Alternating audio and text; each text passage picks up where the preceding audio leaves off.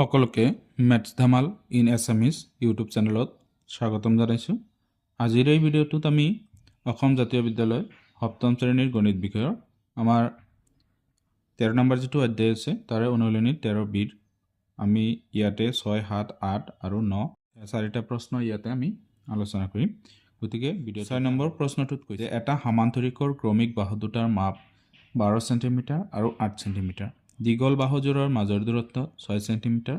সমান্তৰিকটোৰ কালি উলিওৱা আৰু চুটি বাহুযোৰৰ মাজৰ দূৰত্ব উলিওৱা। চোৱা ইয়াতে এই সমান্তৰিকটো যদি আমি ধৰোঁ এ বি চি ডি, ইয়াৰে ক্ৰমিক বাহু এইটো আৰু এইটো এনেকৈ ক্ৰমিক যায় আছে। এ বি বাহুৰ মাপ যদি 12 হয় আৰু বি চি বাহুৰ মান হ'ল 8। ইয়াতে ক্ৰমিক বাহু 12 আৰু 8 দিছিলে আৰু দীঘল বাহুযোৰ মানে এইটো আৰু এইটো বাহুৰ মাজৰ দূৰত্ব আছে এইটো কোৱা হয় লম্ব বা উন্নতি 6 সেণ্টিমিটাৰ। আৰু চুটি বাহুযোৰ এইটো আৰু এইটোৰ মাজৰ যিটো দূৰত্ব আছে সেইটো হ'ল ডি এফ। সেইটো আমাৰ নিৰ্ণয় কৰিব লাগে। গতিকে আমি এতিয়া সমাধান কৰোঁ আহা। সমাধান ইয়াত চোৱা আমি ত্ৰিভুজটো সমান্তৰিকটো ধৰি লৈছোঁ যে এ বি চি ডি এটা সমান্তৰিক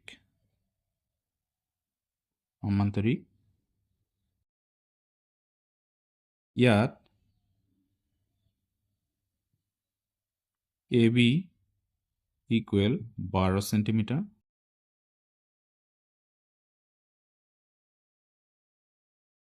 বি চি ইকুৱেল 8 সেণ্টিমিটাৰ, তাৰপিছত লম্ব ডি ই ইকুৱেল 6 সেণ্টিমিটাৰ,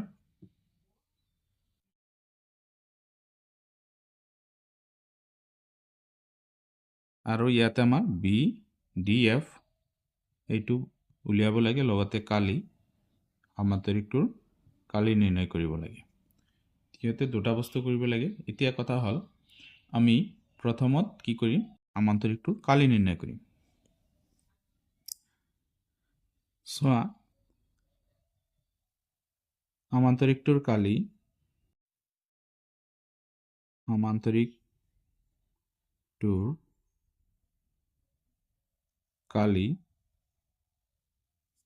ইকুৱেল ভূমি ইনটু উন্নতি।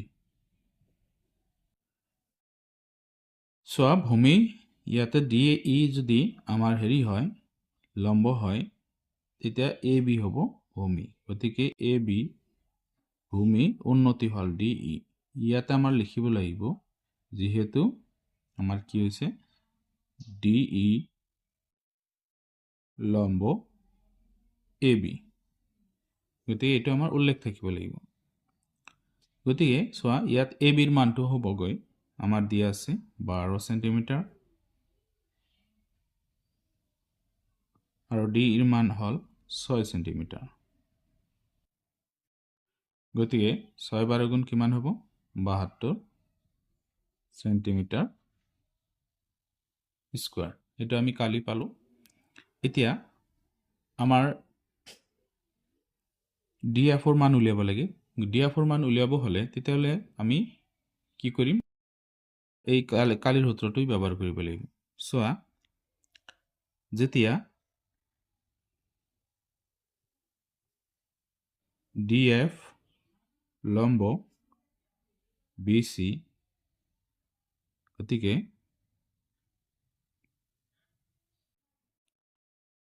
সমান্তৰিকটোৰ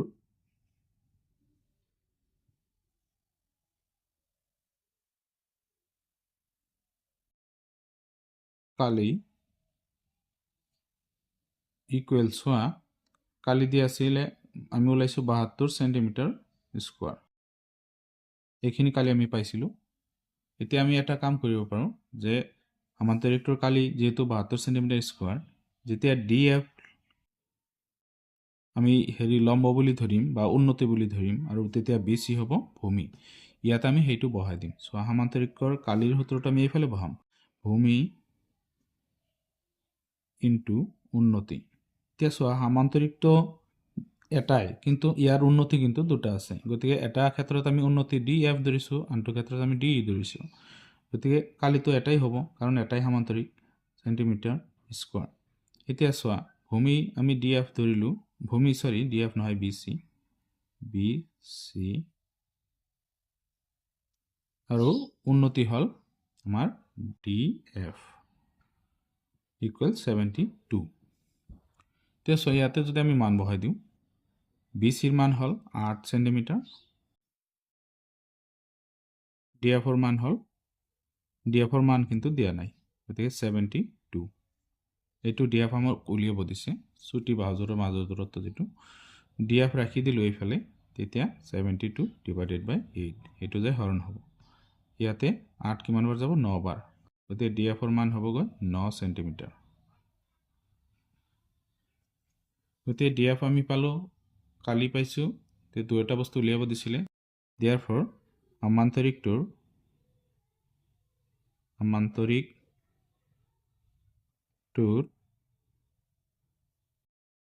কালি 72 চেণ্টিমিটাৰ স্কোৱাৰ, চুটি বাহুযোৰৰ মাজৰ দূৰত্ব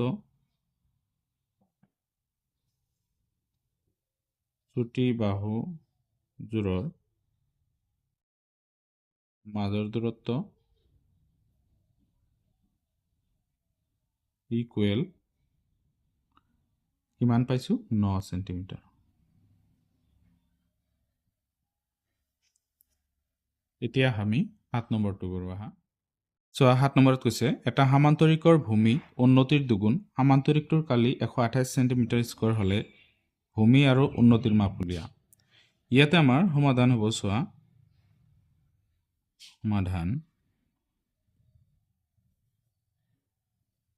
ইয়াত এটা কি কৰিব পাৰোঁ আমি, যিহেতু আমাৰ ইয়াতে চৰ্তটো কৈয়ে দিছে যে এটা সমান্তৰিকৰ ভূমি উন্নতিৰ দুগুণ, তেতিয়াহ'লে আমি সমান্তৰিকটোৰ কি ধৰিব লাগিব, লেট আমি ধৰিলোঁ যে ভূমি যদি উন্নতিৰ দুগুণ হয়, তেতিয়া উন্নতি কিমান, তেতিয়া আমাৰ ইয়াতে সমান্তৰিকটোৰ উন্নতি হ'ব, সমান্তৰিকটোৰ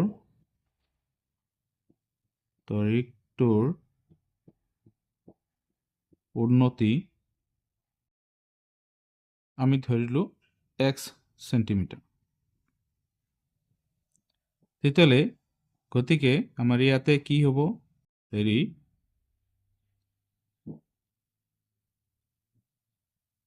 গতিকে আমাৰ এই ভূমিৰ মানটো হ'ব, ভূমিৰ মাপ হ'ব কিমান, যেহেতু উন্নতিৰ তিনিগুণ, ইয়াত কি কৈছে দুগুণ, তেতিয়াহ'লে 2x চেণ্টিমিটাৰ হ'ব, এক্সৰ লগত পূৰণ হ'ব। সমান্তৰিকটোৰ উন্নতি যদি x হয়, তাৰ দুগুণ ভূমি হ'ব, ভূমি তেতিয়া কি হ'ব, 2x চেণ্টিমিটাৰ হ'ব। এতিয়া চোৱা, আমাক কি কৈছে, সমান্তৰিকটোৰ উন্নতি আৰু ভূমিৰ মানটো উলিয়াব দিছে, য'ত নেকি আমাৰ কালি দিয়া আছে কিমান, সমান্তৰিকটোৰ কালি দিয়া আছে 128 চেণ্টিমিটাৰ স্কোৱাৰ। তেতিয়াহ'লে ইয়াত আমি কি কৰিম, চোৱা, কালিৰ সূত্ৰ যিটো আছে সেইটো ব্যৱহাৰ কৰিম। কালি, এটা সমান্তৰিকৰ কালি 128 চেণ্টিমিটাৰ স্কোৱাৰ দিয়া আছে। এতিয়া তোমালোকে জানা যে সমান্তৰিকৰ কালিৰ সূত্ৰটো হ'ল ভূমি পূৰণ উন্নতি ইকুৱেল 128। এতিয়া ইয়াতে চোৱা, আমি যিখিনি মান ধৰিছোঁ সেইখিনি আমি ইয়াতে বহাই দিম। ভূমিৰ মানটো আমাৰ কিমান ধৰা হৈছিল, ভূমিৰ মানটো হ'ল 2x আৰু উন্নতি হ'ল x ইকুৱেল টু 128। এতিয়া 2xৰ লগত x যদি পূৰণ কৰা হয়, তেতিয়া হ'ব 2x স্কোৱাৰ ইকুৱেল টু 128, কাৰণ x ডাবল হ'লে স্কোৱাৰ হ'ব পূৰণ হ'লে। এতিয়া চোৱা, ইয়াতে 2 যদি আমি সৌফালে দিওঁ, xৰ স্কোৱাৰ ৰাখি দিলোঁ, 128 হৰণ যাব তলত 2, এইটো পূৰণ হৈ আছে xৰ লগত, 2 সৌফালে গ'লে হৰণ হ'ব। এতিয়া ইয়াতে হৰণ কৰি দিয়া, এইখিনিৰ ভিতৰত হৰণ যাব 64 বাৰ, x স্কোৱাৰ। এতিয়া চোৱা, ইয়াত যদি আমি স্কোৱাৰ উঠাই দিলোঁ, তেতিয়া ইয়াতে কিন্তু ৰুট অভাৰ আহি যাব 64। এতিয়া 64ৰ বৰ্গমূল উলিয়াব লাগে 64ক যদি আমি উৎপাদকত ভাঙো 2ৰে হৰণ কৰিলে 32 হ'ব 2ৰে দিলে 16 হ'ব আকৌ 2ৰে দিলে 8 হ'ব 2ৰে দিলে 4 আকৌ 2ৰে দিলে 2 তেতিয়া ইয়াত কি হ'ব জোৰাৰ পৰা আমি এটা এটাকে যদি লওঁ তেতিয়া কি হ'ব 2 * 2 * 2 তিনিটা জোৰাৰ পৰা তেতিয়া 8 হ'ব বৰ্গমূল তেতিয়াহ'লে ইয়াতে চোৱা আমি কি কৰিব পাৰোঁ x = √2 * 2 * 2 ইয়াতে প্ৰতিটো স্কোয়াৰ হ'ব এতিয়া স্কোয়াৰ যদি কমন লওঁ ইয়াতে 2 * 2 * 2 স্কোয়াৰ কমন লৈছো √2 থাকিব এই তিনিটা 2 পূৰণ কৰিলে 8 হ'ব 8 স্কোয়াৰ √2 স্কোয়াৰ ৰুট কেনসেল হল 8 x ৰ মান পালো আমি 8 যদি x ৰ মান ওলাইছে তেতিয়াহ'লে আমি সমান্তৰিকটোৰ ভূমি উলিয়াম সমান্তৰিকটোৰ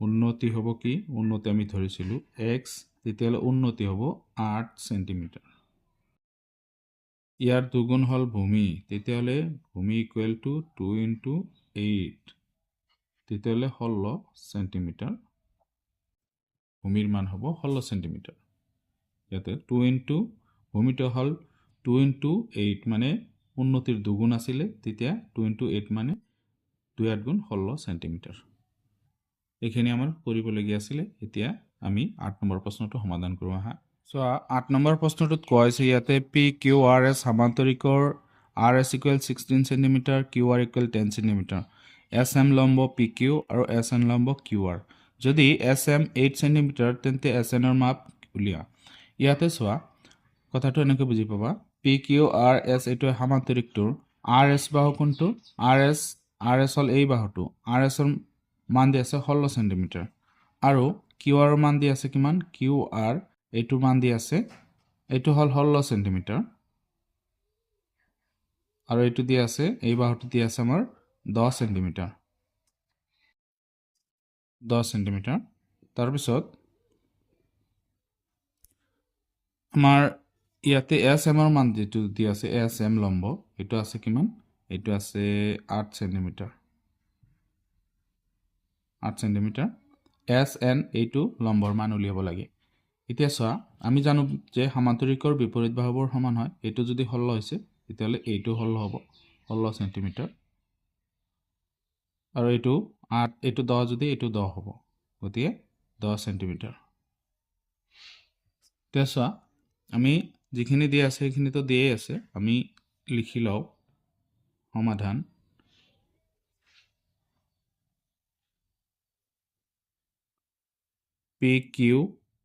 PQRS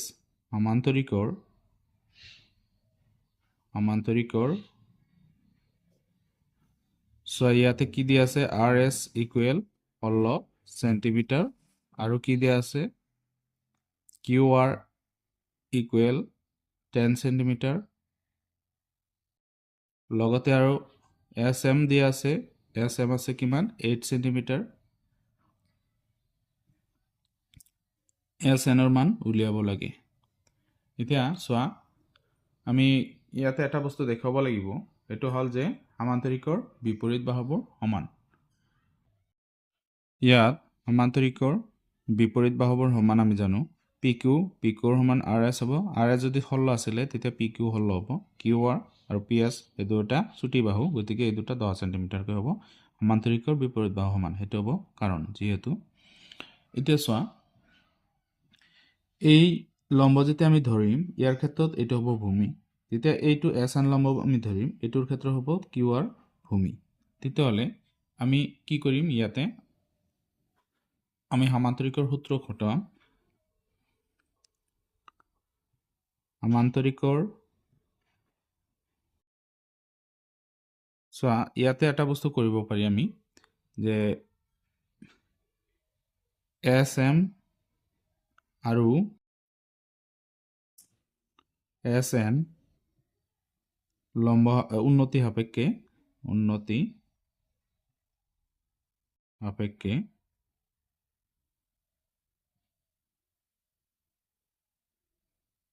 সামান্তৰিকৰ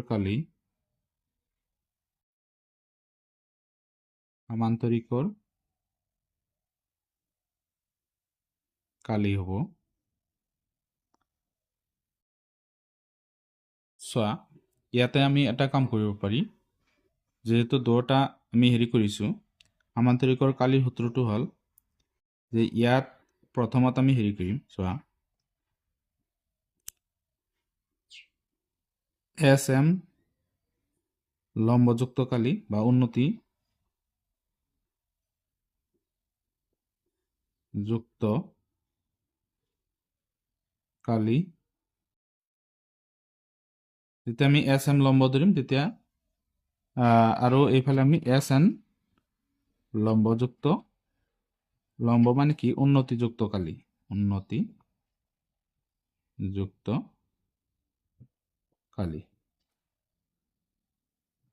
তেতিয়া চোৱা ইয়াতে আমাৰ SM লম্ব বা উন্নতিযুক্ত কালি SN লম্ব বা উন্নতিযুক্ত কালি এতিয়া কথা হ'ল যে SM এটা উন্নতি SN এটা উন্নতি দুটা উন্নতি কিন্তু ইয়াত আমাৰ কিন্তু সামান্তৰিকটো এটাই গতিকে দুটাৰ কালি আমি যদিও দুটা হেৰি লৈছো লম্ব তেতিয়া কালিটো কিন্তু এটাৰে হ'ব কাৰণ PQRS এটাই মাত্ৰ সামান্তৰিক দুটাৰ কালি সেইকাৰণে সমান বুলি আমি লিখিছো গতিকে এই ক্ষেত্ৰত আমি কি কৰিম অকল লম্বহে আমাৰ বা উন্নতিহে আমাৰ বেলেগ বেলেগ হ'ব চোৱা আমি জানো যে সামান্তৰিকৰ কালিৰ সূত্ৰ হ'ল ভূমি ইনটু উন্নতি ইকুৱেল এইফালে হ'ব ভূমি ইনটু উন্নতি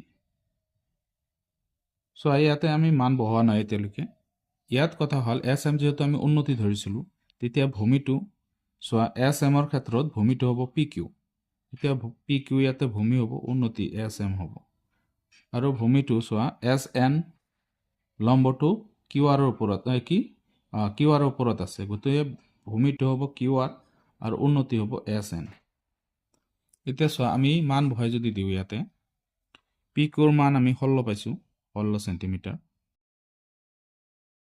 SMৰ মান দিয়া আছিল 8 সেন্টিমিটাৰ তাৰপিছত ইকুৱেল QRৰ মান দিয়া আছে 10 সেন্টিমিটাৰ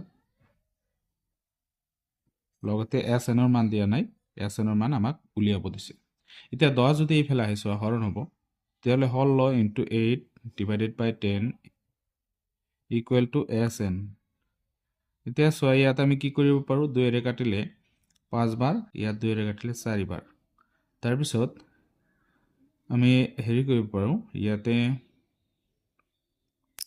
16 আছিলে তেতিয়া এই দুটা আমি হৰণ কৰি দিওঁ 4 ইয়াতে 64 হ'ব তলত 5 ইকুৱেল টু SN এতিয়া আমি SNৰ মানটো উলিয়াব লাগে আমি 64ক 5 ৰে হৰণ কৰিম 64 হৰণ 5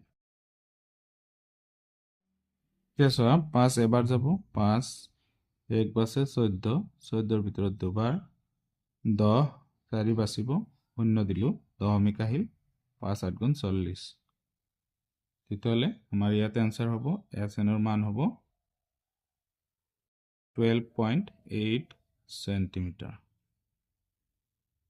গতিকে এইখিনি আনসাৰ হ'ব আমাৰ এতিয়া আমি 9 নম্বৰটো কৰোঁ আহা তো 9 নম্বৰ প্ৰশ্নটোত কৈছে যে ত্ৰিভুজ ABCৰ BC ইকুৱেল 13 সেন্টিমিটাৰ আৰু AD লম্ব BC যদি AD ইকুৱেল 6 সেন্টিমিটাৰ তেন্তে ত্ৰিভুজ ABCৰ কালি উলিয়া এতিয়া ইয়াত আমাৰ ভূমিৰ মানটো চোৱা BCৰ মান দি আছে 13 সেন্টিমিটাৰ আৰু AD লম্ব যেটো এটো AD লম্ব হৈছে এই ভূমিটোৰ ওপৰত ইয়াত 90 ডিগ্ৰী এংগল হ'ব আৰু এই AD লম্বটোৰ মান দি আছে 6 সেন্টিমিটাৰ এতিয়া কৈছে কি আমাক এই ত্ৰিভুজটোৰ কালি নিৰ্ণয় কৰিব লাগে তেতিয়াহ'লে চোৱা সমাধান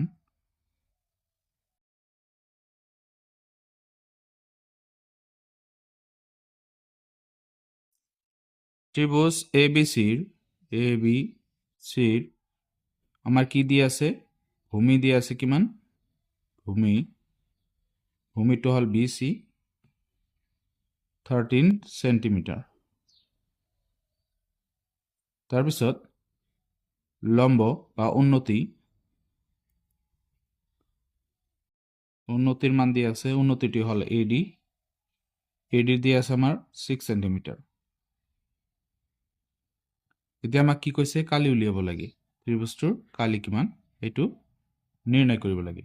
তেতিয়াহ'লে আমি জানো যে ত্ৰিভুজৰ কালিৰ সূত্ৰটো কি,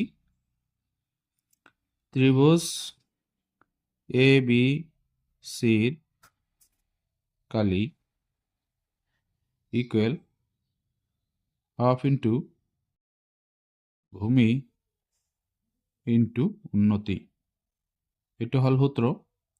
ইয়াত যদি আমি মান বহাই দিওঁ, চোৱা হাফ ইনটু ভূমিৰ মান মানে ভূমি কোনটো হ'ব, বি চি, তো ইয়াতে আমি বি চি বহাম, ইনটু উন্নতি হ'ব এ ডি। তেতিয়াহ'লে চোৱা হাফ ইনটু বি চিৰ মান হ'ল 13 সেন্টিমিটাৰ, তাৰ লগত এ ডিৰ মান হ'ল 6 সেন্টিমিটাৰ। তেতিয়াহ'লে ইয়াত আমাৰ এটা বস্তু আমি কৰিব পাৰোঁ, এই তলত যেটো 2 আছে, এই 2 এৰ আমি 6 হৰণ কৰিব পাৰি 3 বাৰ। তেতিয়াহ'লে ইয়াত বাকি ৰৈ গ'ল কি 13 আৰু 3, তো 13 আৰু 3 পূৰণ হ'ব, সেন্টিমিটাৰ স্কোয়াৰ হ'ব ইয়াতে। 3 লগত যদি 13 পূৰণ হয় তেতিয়া কি হ'ব, 39 সেন্টিমিটাৰ স্কোয়াৰ হ'ব। এইখিনি কালি ওলাব। এতিয়া আহা,